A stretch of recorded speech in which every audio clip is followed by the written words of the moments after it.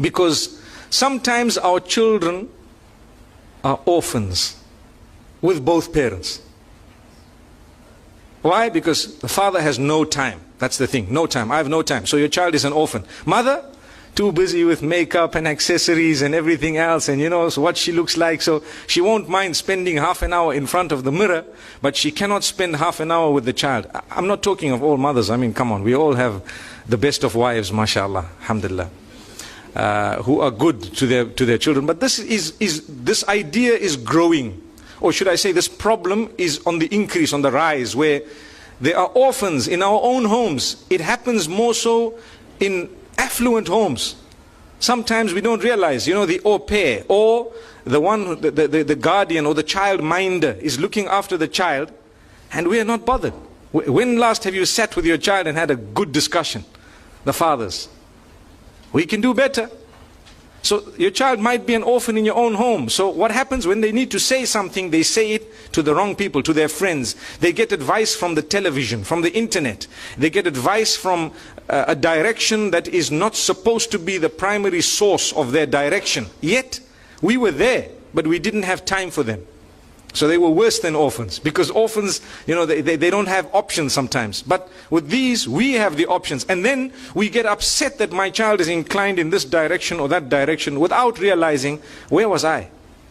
Where was I all these years? Why didn't I play a big role? And I always tell people, my brothers and sisters, when you work, ask yourself, how much do I want to earn?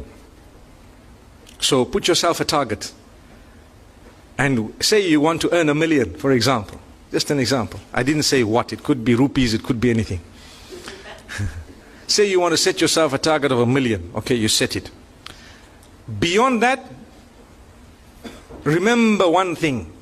You may find it much more beneficial to cut your hours of work than to increase the amount of wealth you're earning. This is something, especially for those who have their own work, those who are self-employed.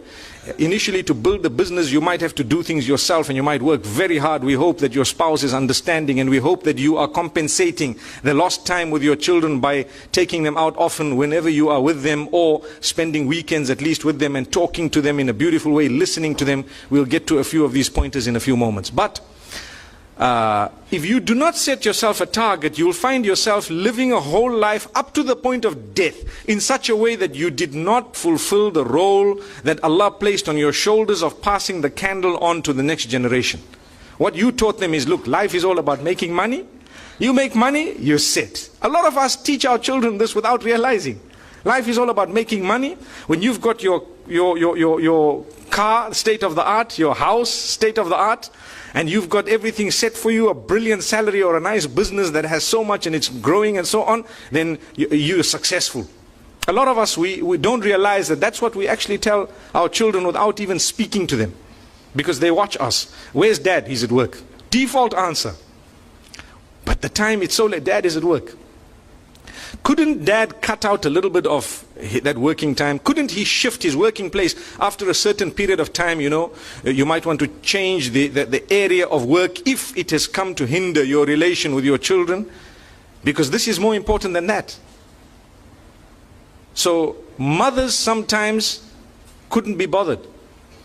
They don't spend enough time, and sometimes, we're not saying all the time, I know that a lot of our mothers are very, very dedicated, but sometimes not. And this is why we need reminders. We ask Allah subhanahu wa ta'ala really to open our doors in that regard.